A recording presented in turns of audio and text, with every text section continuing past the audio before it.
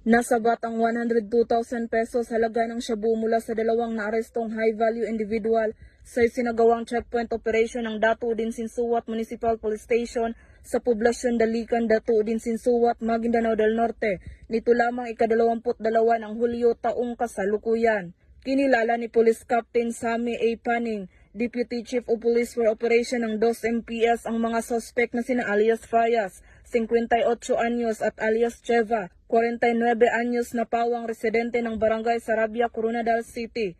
Ayon sa ulat ng mga otoridad, bandang alas 4:20 ng hapon nang makatanggap ang naturang istasyon ng impormasyon galing sa isang confidential informant ukol umano sa illegal na transaksyon ng mga illegal na droga na dadalhin sana sa Coronadal City.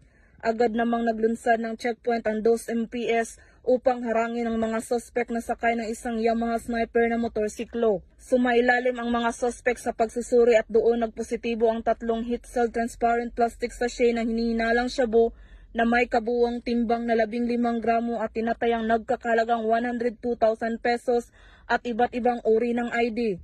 Kasalukuyang nasa kustudiya ng 2 MPS ang mga suspect kasama ang nakumpiskang ebidensya at posibleng mahaharap sa kasong paglabag sa RA 9165 o Comprehensive Dangerous Drugs Act of 2002.